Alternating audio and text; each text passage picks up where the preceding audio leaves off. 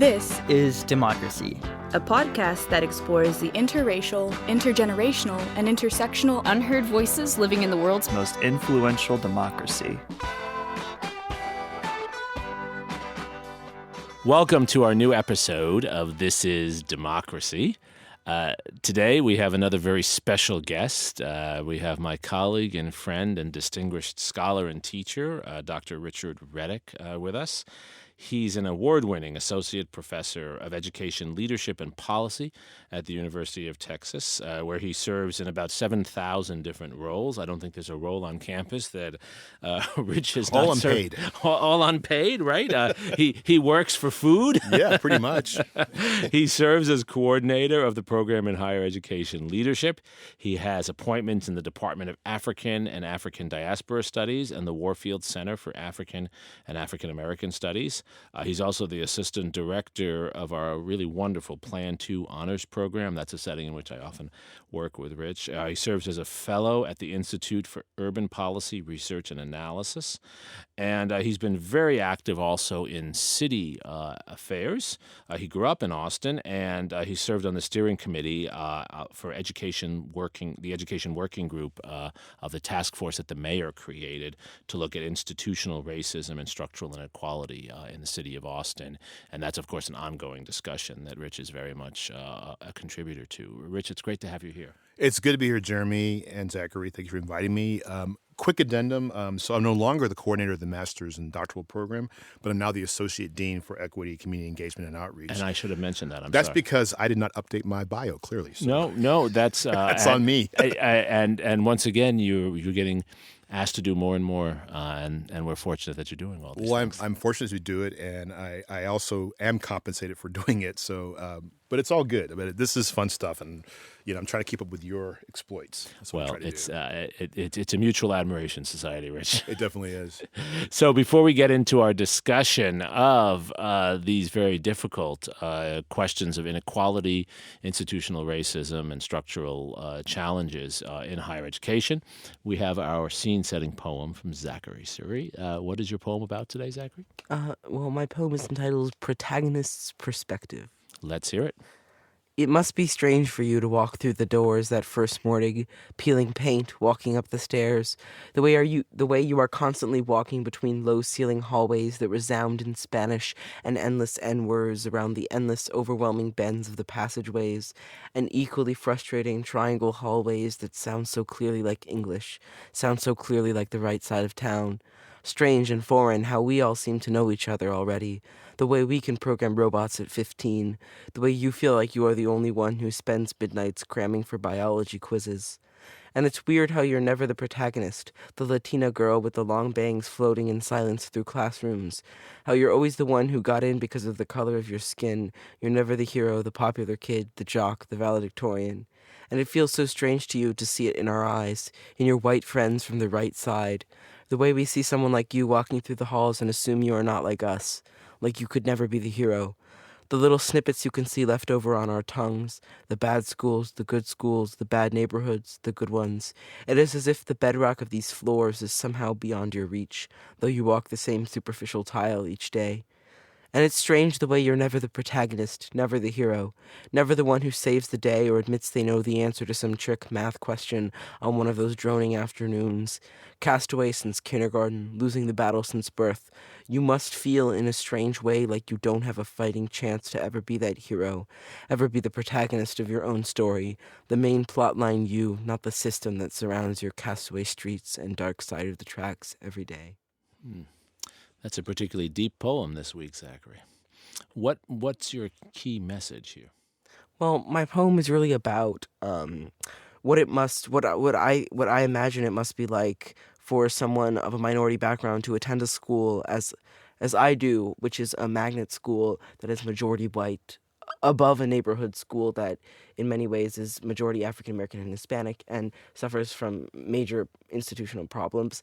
And it's really trying to imagine how hard it is, even for those who make it to institutions like my school, to even feel like they can be ambitious and can have a voice. And this is something you witness every day? Yeah, I mean, it's something that I don't personally feel. This is very much how I imagine it must feel for someone, but you can see it simply in the fact that so many of us at my school, uh, like unintentionally recognize someone who's African American or Hispanic and immediately associate them with the other school because it's right beneath us. Right.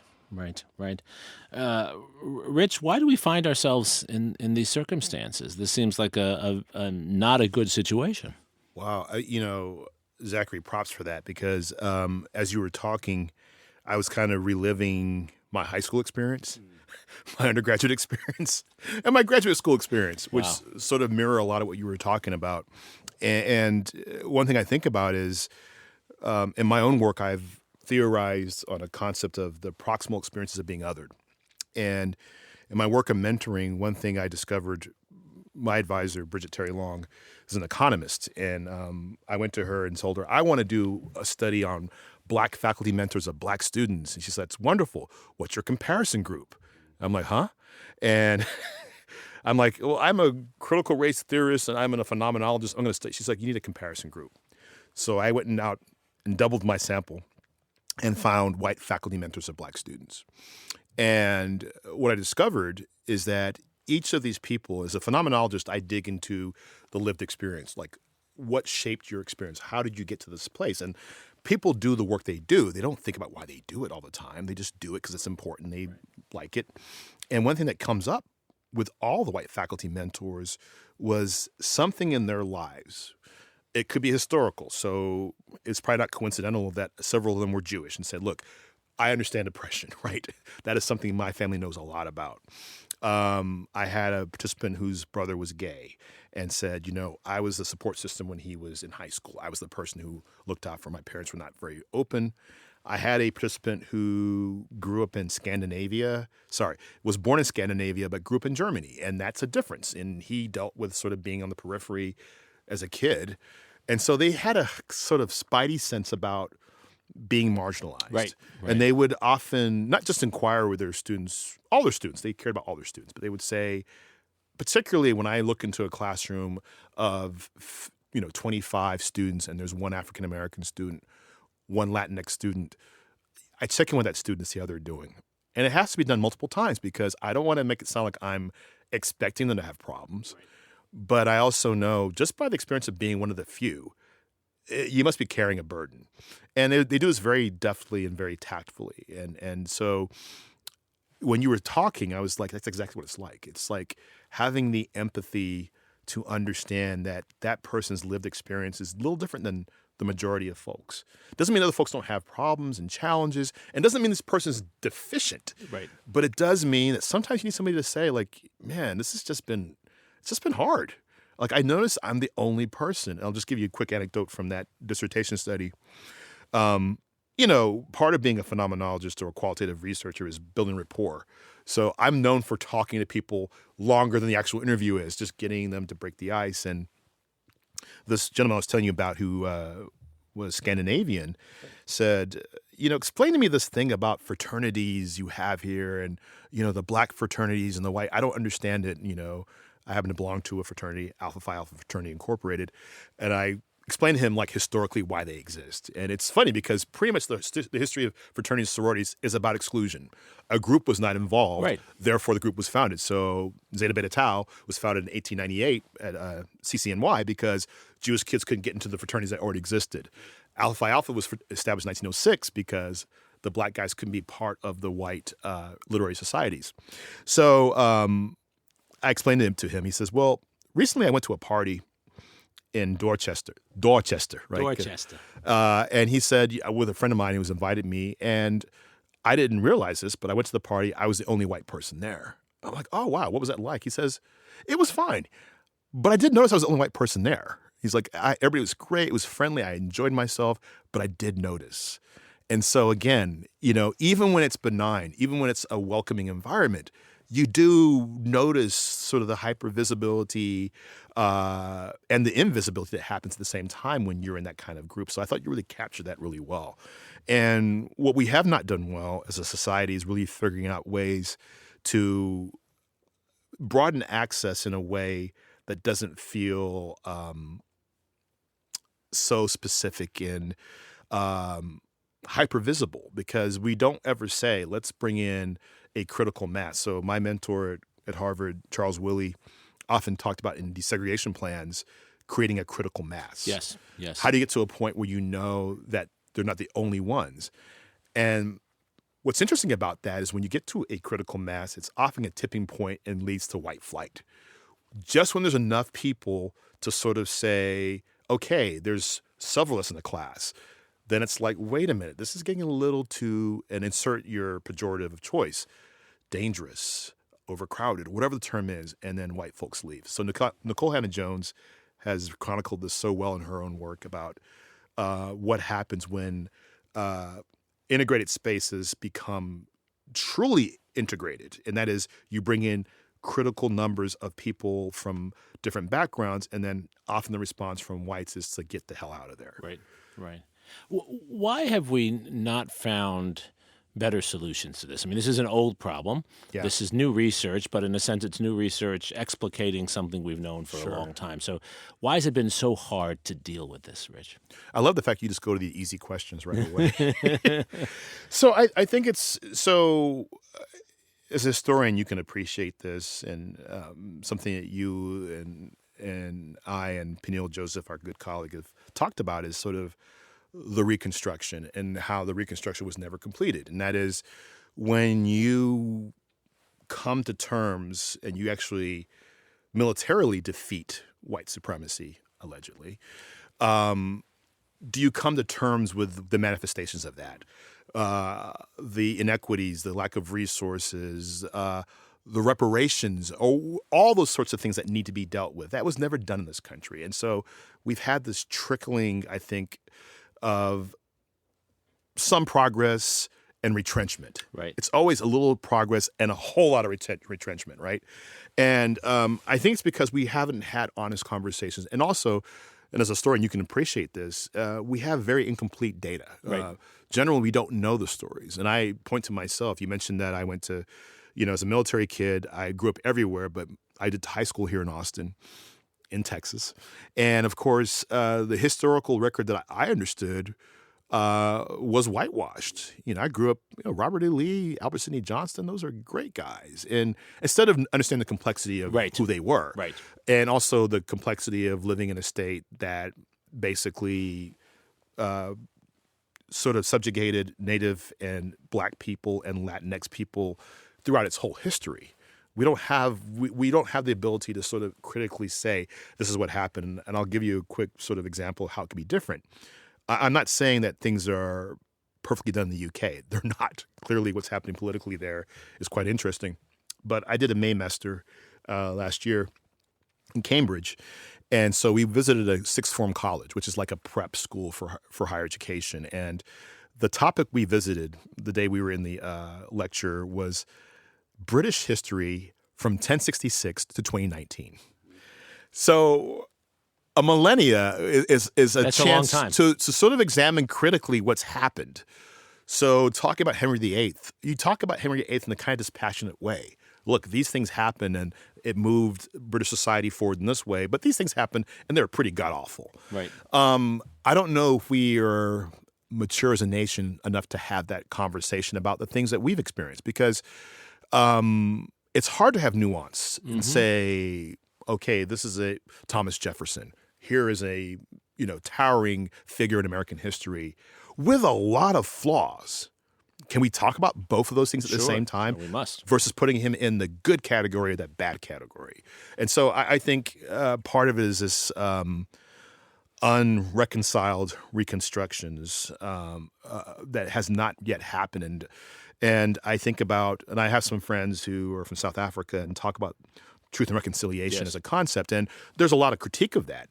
But the fact that you had discourse and you spent time examining, okay, here are the things, here are the outcomes, here are the things that took place that we need to talk critically about. And I think we have to continue the reconstruction. I'm an REM fan, and their third album was Fables of the Reconstruction, or reconstruction of the fables, however you want to read the album cover. But I think we do have a fabled reconstruction that we have not really critically examined. And the work that you do and Peniel does and so many of our colleagues here at UT do is really about really having a more accurate understanding of what took place. Because then we have accurate information, we can actually start talking about, well, what do we do next? So part of it's just, I do this in my public scholarship, and you do it as well. And Zachary, you're just starting in this area of public scholarship. You're doing it too. He's already doing it. Yeah. I mean, I think we're really trying to get people to understand there is a discourse, there is a story here, and you may not have all the information you think you need to have. And, when I have somebody walking away from the work saying, I didn't know that. That's the most gratifying thing when people say, hey, I read your op-ed, and, I don't agree with what you're saying, but I didn't know this thing took place. Sure. Great. That's right. You've opened up a space, right? Yeah. So how do you respond to those who take the other side of this argument? There are some very thoughtful people who say, well, we've gone too far in this degree, right? There were many who were critical of the New York Times publishing a whole series of articles saying the United States began in 1619 with the first slave ship. Yeah. What's your response to that? Well, I look at all, as an educational researcher, one of the things in the College of Education we have is a concept called reimagining education. And we have these signature impacts. And one of them is, reconciling inequities in health and education. So let's go look at data, Census Bureau data, workforce data, and I can show you inequities by race. So I think the argument would be if, in fact, we have gone too far, you would see parity, right? You would start seeing these gaps close, but they don't. And when it comes to things, educational attainment, educational progress, workforce participation, incarceration, mortality, infant mortality.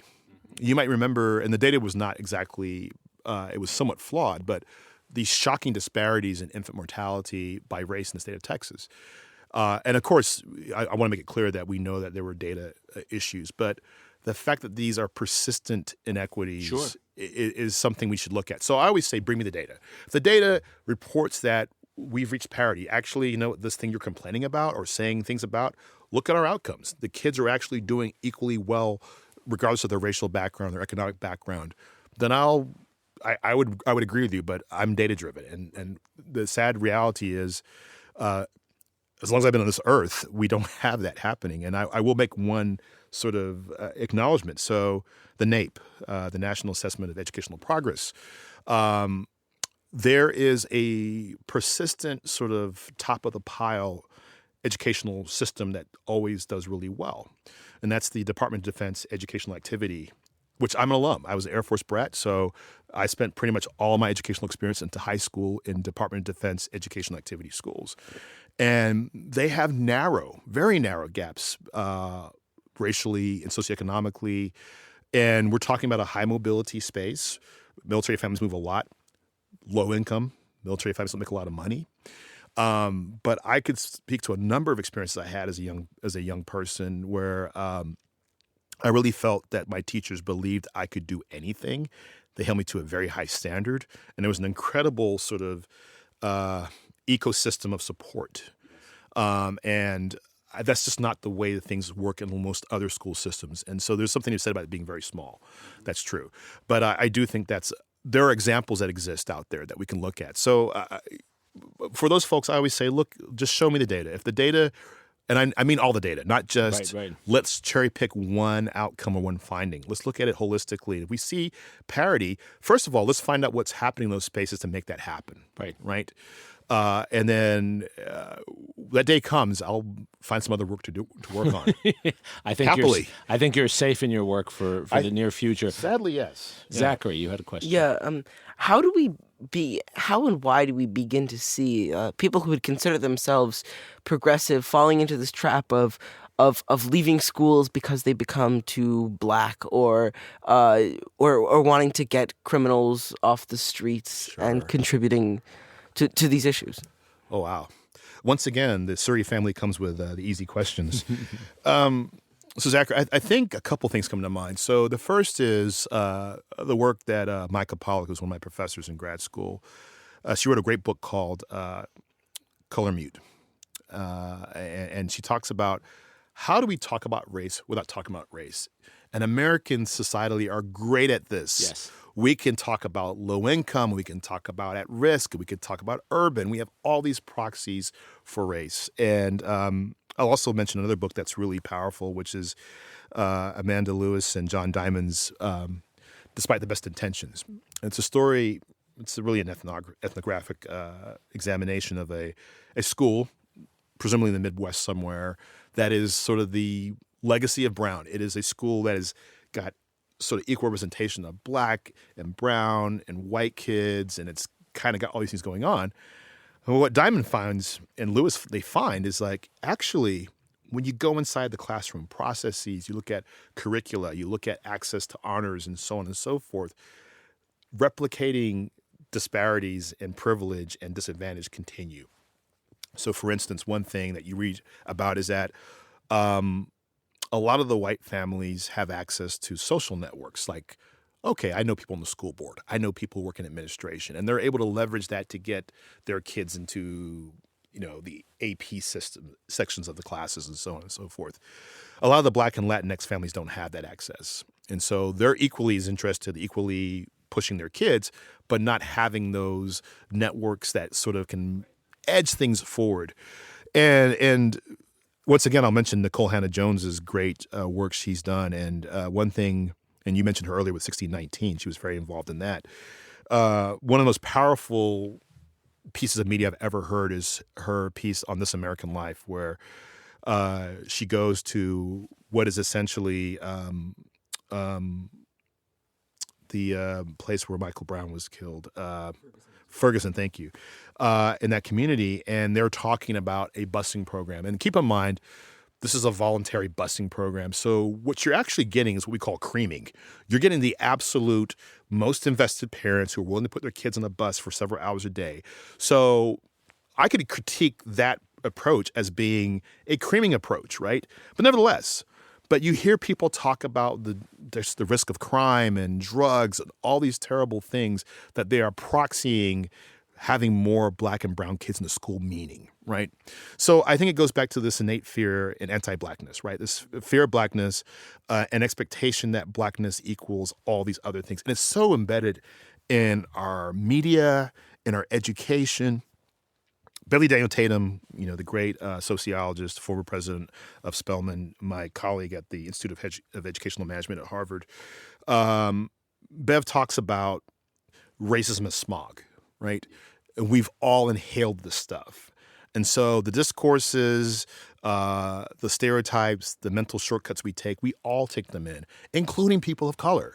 So many times those are ideas that are resonant. Like, oh my gosh, yeah, crime is up. And I did notice a couple more Black kids walking around. So therefore that is, and of course, you look at any sort of statistical analysis of crime is pretty much evenly distributed. In fact, we know, for instance, that white kids are more likely to take drugs than Black kids, right. But we rarely think of that as the group that we should be worried about when it comes to drug use. Right, and Black kids are more likely to go to jail for taking drugs, even though they're less likely to use drugs. Absolutely, because it goes back to this issue of bias, both explicit and implicit biases. So I think it's really about examining our prejudices, right? And I was just talking to some friends about the IAT, which is that test that people have often talked about, where you have these images of Black people and white people, and you have to at the same time hit buttons on the keyboard with positive words and negative words. And as somebody who does diversity education, people say, well, Dr. Reddick, clearly you scored off the charts as a person who has absolutely no bias. I said, the first time I took the test, I had a preference for white people. And this is from a guy who is clearly Black, likes being Black, studied African-American studies in college and so forth. But the smog is something that I also, and of course, one of the things we know about implicit bias is that you can't fix it. What you can do is become more aware of it, and immerse yourself in situations where you're sort of forced to challenge those biases.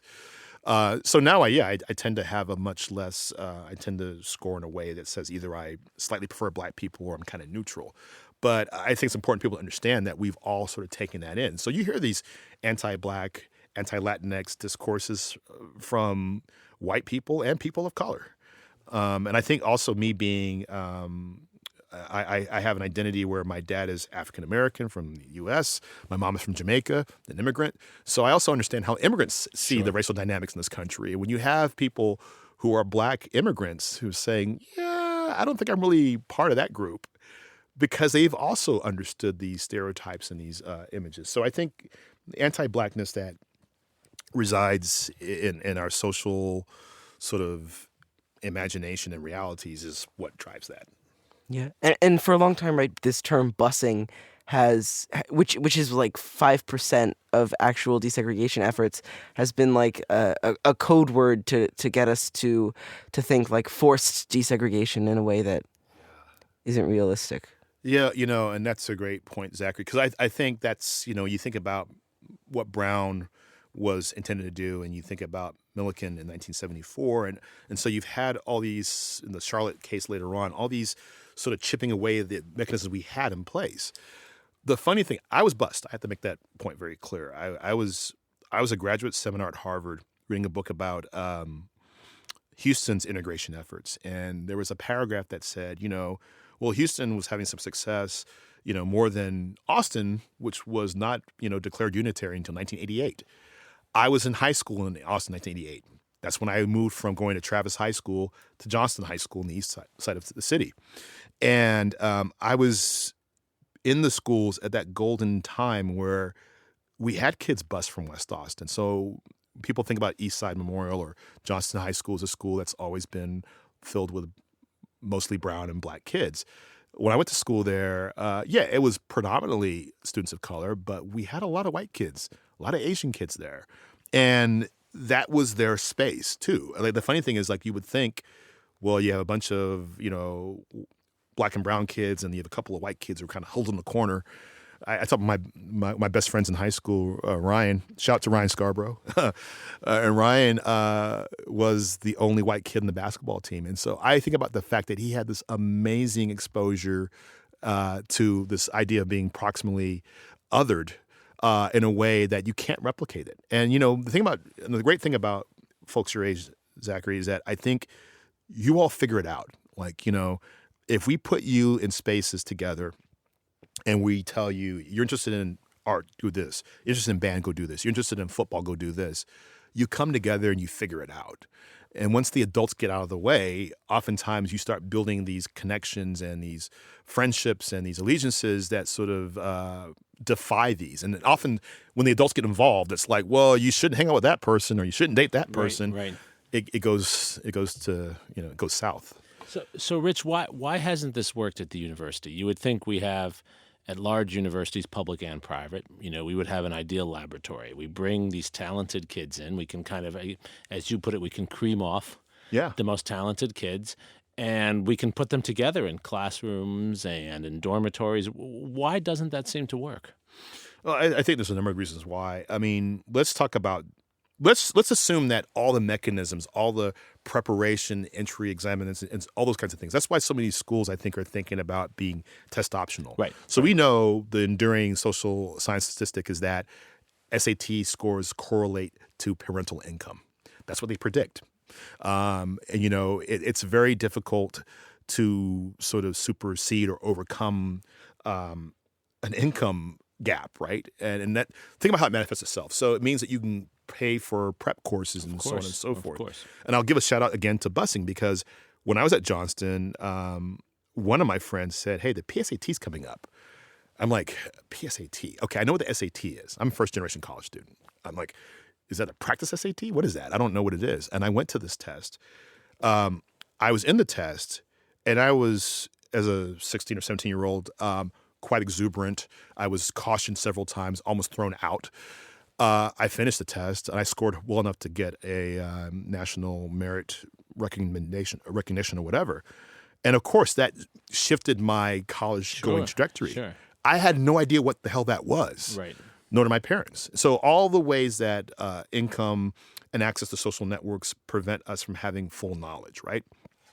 So let's take that aside. Let's figure out a way that we figured out a way to get an equitable group of kids of color and white kids to come to the institution, right? what is happening here structurally and culturally that makes students feel this is a place they can be a part of?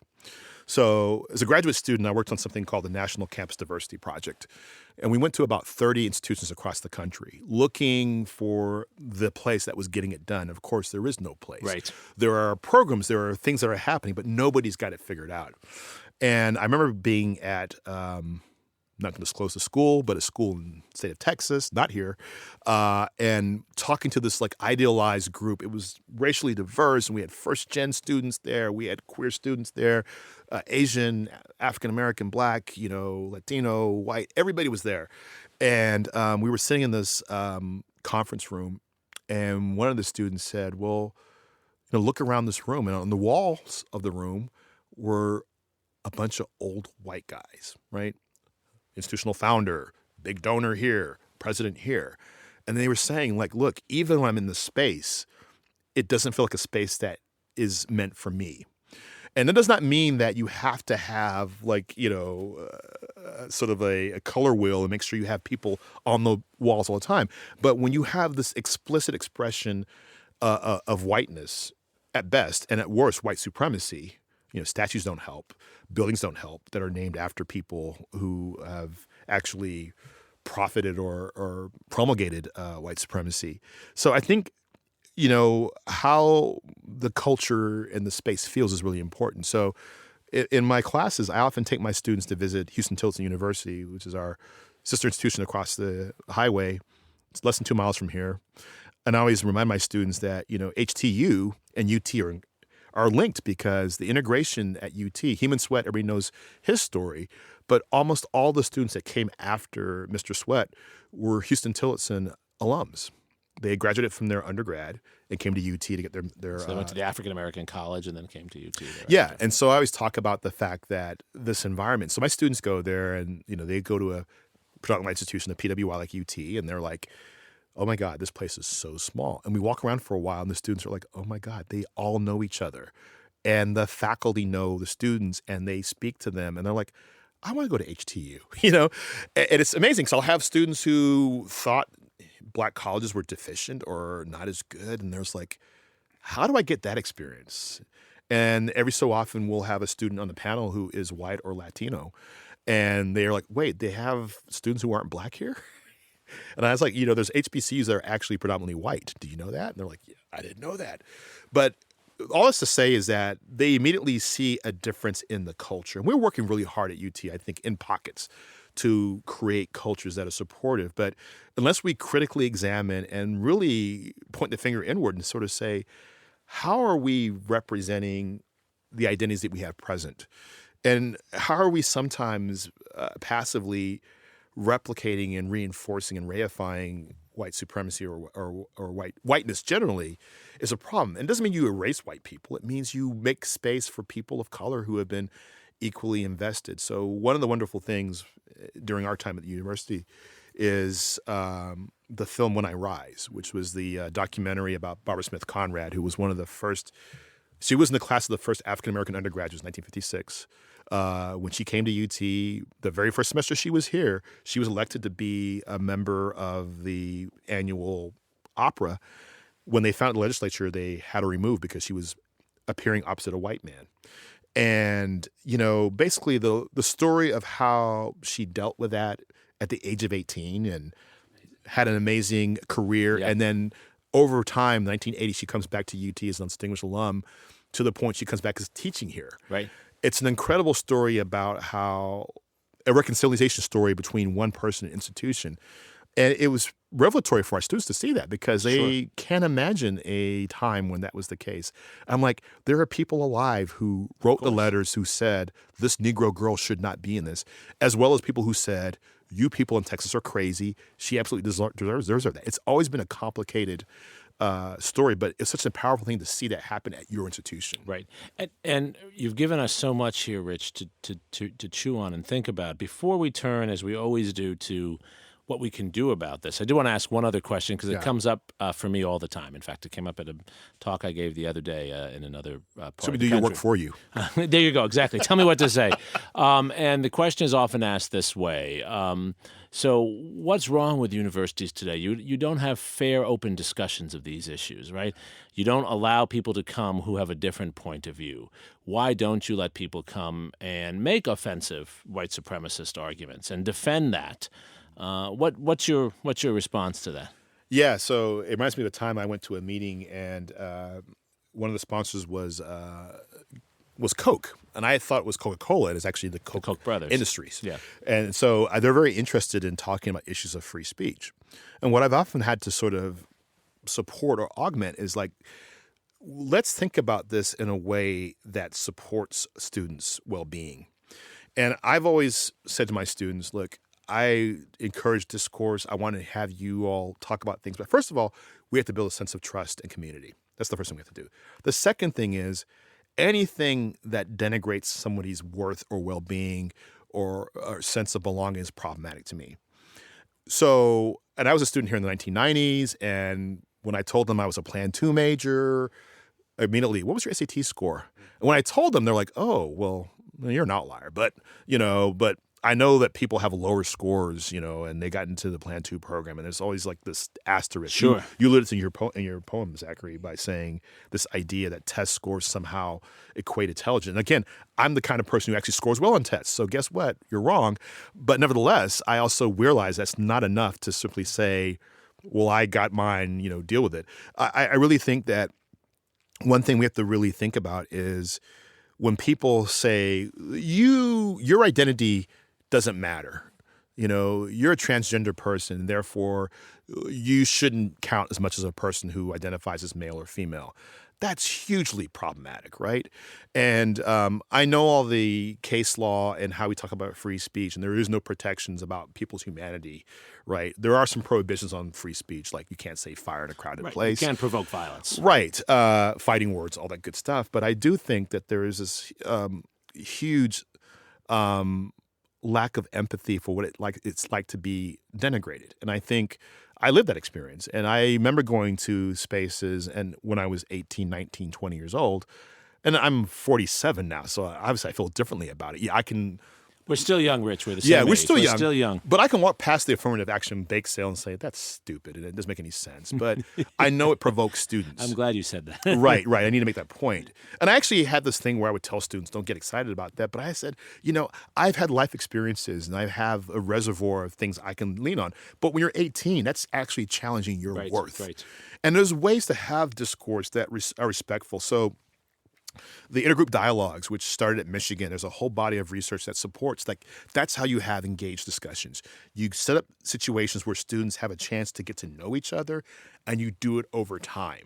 So if Rich and Zach and Jeremi are sitting together and we've known each other for a while, we can go a little deeper. Right. And also, I don't think we've done a good job of modeling that sort of discourse. I agree with you. I think there are very few places. I look at the Intelligence Squared shows on PBS, which I love because the whole point of that is that you're supposed to make an argument and convince people to change their minds.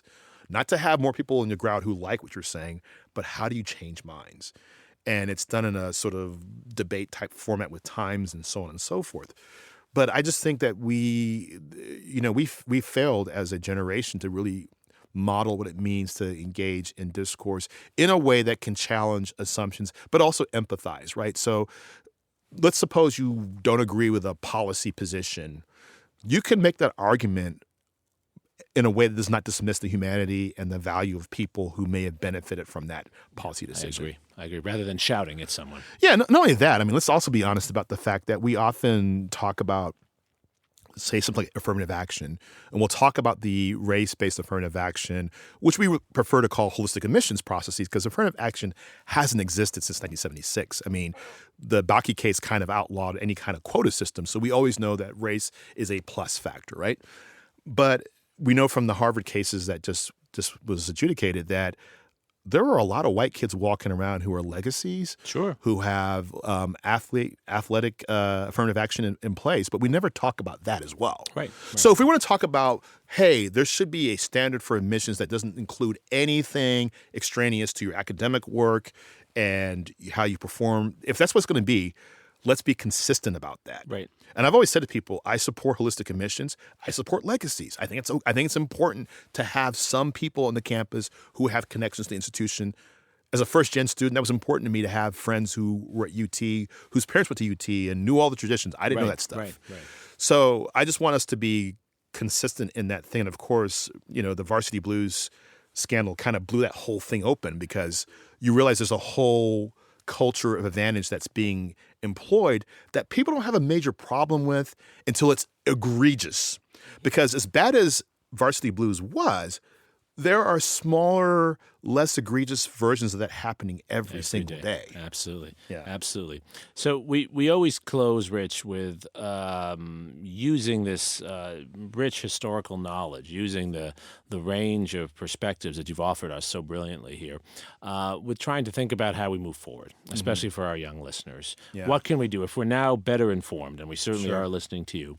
What do we do now? How can especially those who care and are part of institutions of higher education or sending their kids there but aren't in the position to actually be running these institutions, Yeah. how do we make a difference? Well, that's whoa. Once again, the easy question comes. It's funny because as academics, we're really good at identifying problems. Right. Yes. Every so often, I'm like, how do you solve this? Yes. Like, oh, you didn't ask me about that. So I have a number of thoughts about that. I think one thing I've just recently written about, and you know about this, but what's our public investment in higher education? Yes. And I talked about it from a perspective of how do we support it financially in our sort of policy decisions, but also how we invested in higher education as a society. And I think asking, and some of my colleagues here at UT, Kefferlin and Anthony Brown, I think about who've been doing this great work on teaching slavery. Dana Berry, our colleague who does incredible work. There's such a reservoir of information that's available here, and people who are actively doing the scholarship. Our good colleague Kevin Coakley in IUPRA, his Institute for Urban Policy Research and Analysis, has been working so adeptly and putting out policy briefs accessible to the public. Yes. This is the real story. In fact, one of the most powerful things that I think IUPRA did was the work that Eric Tang and some of our colleagues worked on about Austin's history Yes. of sort of racism from the 1929 plan to the whole situation with I'm forgetting the term now, restricted covenants, Right. all the things that were done to sort of reify redlining and legislate it, To prevent people from buying homes in particular neighborhoods. Right. And so all of those things are parts of, so I teach a class on the history of higher education, but also a class on social, cultural context of education. And Jennifer Holm, my colleague in the College of Ed, and I taught that class together. And I find it's amazing that when we read Myron Alford's work, people who talk deeply about these issues and about redlining, I can't remember the name of the author now. It's going to come to me. But anyway, the great book on redlining just came out a little while ago. My students often don't know that history. Right. And we assume that Levittown and, the suburbs and Tarrytown just looked that way because they looked that way and because people didn't want to live there. Like they couldn't live there. Right. And there were actual efforts to make, and the things that were done, like hiring Black people to walk on the streets to dissuade white people from moving to those neighborhoods, right? That was something that was done. And we really didn't have legislation to sort of prohibit that kind of thing until the late 60s. So really understanding the complexity of our racial mess in the United States. Not sugarcoating it, but just saying directly, this is what happened. But also not acting as if because it happened in insert year here, the effects are not present today. I have found, talking to folks who often don't agree with me politically, we actually have a lot of agreement about past historical events. Right. But then there's this sort of, well, that was then and this is now. And we had a couple of things coming up. We have laws now, problem solved. And things like intergenerational transfer of wealth, things, how education, for instance, is sort of transmitted in the regard that if this is what's so important about being a first-generation college student. If you go to college, the propensity for your kids to go to college is exponentially higher. Of course. And you are transforming your family's trajectory economically, socially, network-wise. So if we can get to a point of understanding the historical record is what it is, but history is not a book close kind of thing. There are events that continue today. There are processes. I was talking to a middle school recently, and a young man asked a great question. He's like, Dr. Reddick, you're telling me these stories about these slave owners, and it's awful. I think it's horrible. But that was in 1860, whatever. Why is it still happening? It's a great question. I said, well, let's talk about what it means to have not had the transfer of wealth and property over generations, and how even after slavery, those things were prohibited. Right. And so all those things equal to us having a landscape that's very uneven. Yeah. And you can find outliers. Yes, you can find somebody who is phenotypically white, whose parents grew up in Eastern Europe. I actually know somebody like this, and came up with nothing and now are present in the space doing great. But they're not considering the fact that whiteness affords you advantages and at least eliminates barriers in some regards, right? We can play either way from advantage or just eliminating disparities and barriers that exist. People of color still confront those. And of course, people of color fight through them, they overcome. But my God, wouldn't it be great if people could simply, this is what, back to this whole issue about how we sort of see ourselves in the space. I grew up thinking that, yes, hard work gets you where you're going. Horatio Alger's story, I kind of bought. I grew up overseas, Right, of course. So I was like, well, this is how it works. You were promoting that to the rest of the world, right? Actually. Exactly. Imperialism is what we do. And when I got here and I started being in spaces like University of Texas or Emory University, Harvard University, I realized the normal distribution of intelligence, effort, attitude. I knew people in all those spaces who were brilliant, people who were slackers in all those spaces. And I was just like, wait, there's nothing special about the people in this. I mean, they're special, but they're not extraordinarily special in the regard that they're better. And that was revelatory to me because I thought, well, if you're at an elite institution of education, you must be a better person in some way. But there are slackers here. There are slackers there. Sure. And once you understand that, you start understanding how advantage works, right? And how privilege works, and how if you come from a certain socioeconomic background, racial background, you name the networks you have, being mediocre, and I don't mean this, I mean this in a very sort of broad, terrible sense. I apologize for using that word, but being average can get you into an elite institution of higher education, whereas being average in the community I grew up in, I don't know what it gets you. It doesn't get you necessarily in higher education. It might get you into the criminal justice system. So really understanding how that process works is important. And I really think spending more time in each other's experiences matter. I saw a great documentary a few days ago on PBS about incarcerated people who were getting degrees at Bard. And Bard College. College, yeah. And it walks through their experiences. So, these kids who, when they were kids, made terrible decisions, did terrible things, and they're now spending 20 years compensating. And you're like, wow, if this young man at the age of 15, 16 had access to this intriguing curriculum, these exciting things, then who knows where they would have ended up. And of course, this goes back to the issue of culturally relevant pedagogy and curriculum. If you tell people constantly, we're going to learn about history, we're going to learn about social science, we're going to learn about, you name the topic, but you're not a part of this conversation. It's not people like you, nobody like you is involved in this, versus, you know what? We're going to learn about the history of Mexican Americans in the state. And you're going to learn about the people in your community who did amazing things. And I always tell people, I had ethnic studies in my school before it actually was a thing, because in East Austin and Johnston High School, Tony Castillo would tell you about the activists in the community who went to school here. My school has a very strong tradition of the people who led the city, who were involved with city council or whatever, who went to our school and our community. Yeah.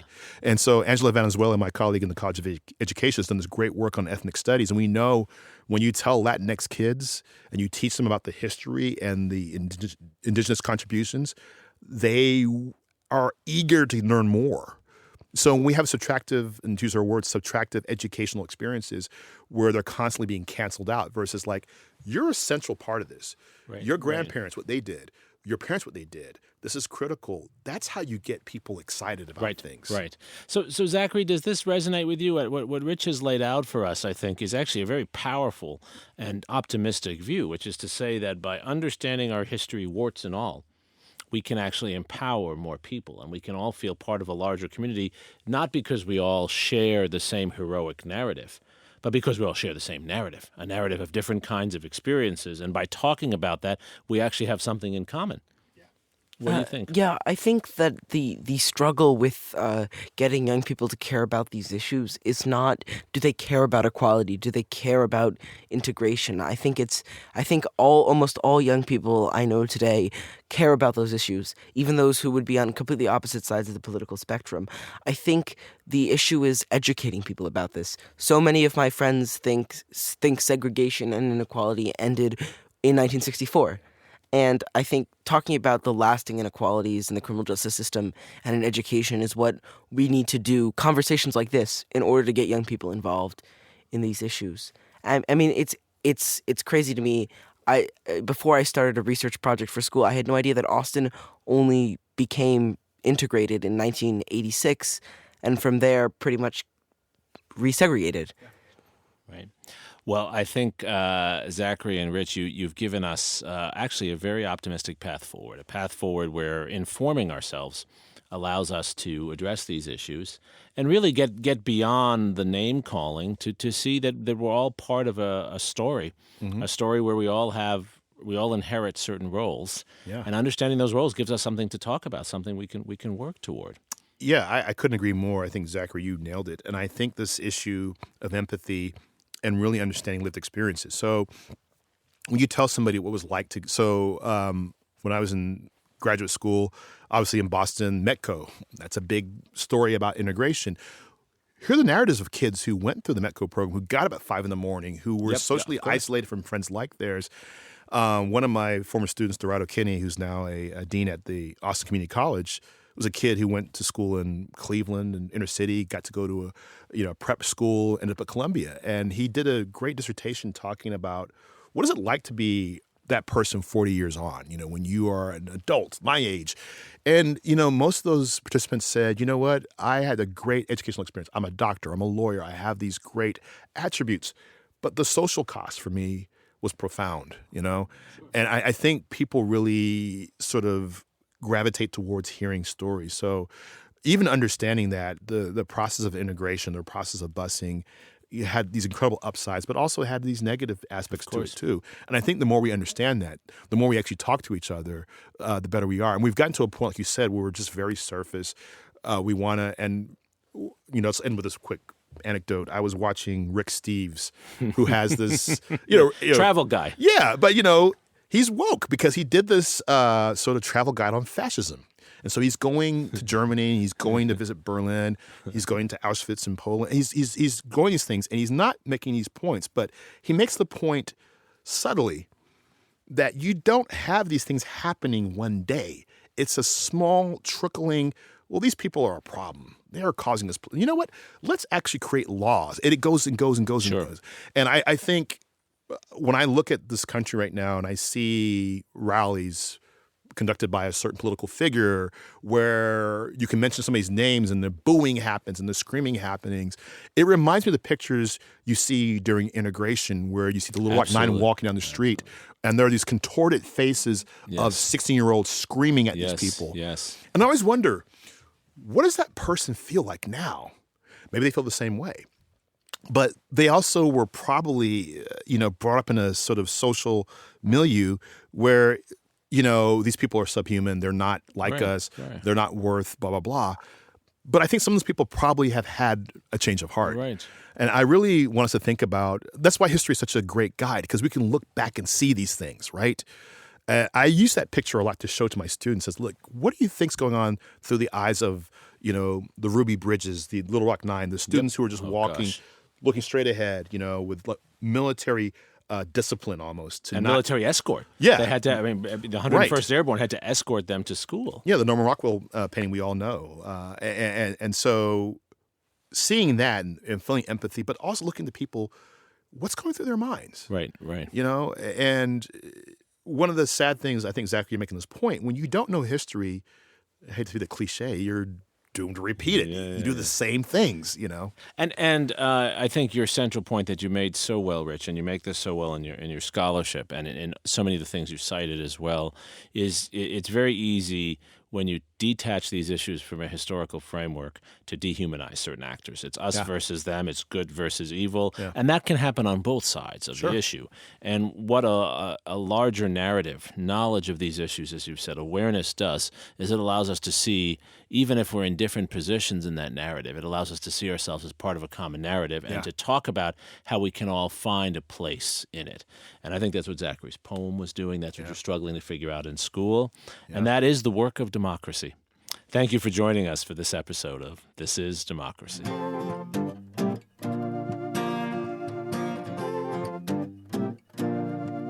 This podcast is produced by the Liberal Arts Development Studio and the College of Liberal Arts at the University of Texas at Austin. The music in this episode was written and recorded by Harrison Lemke, and you can find his music at harrisonlemke.com. Subscribe and stay tuned for a new episode every Thursday featuring new perspectives on democracy.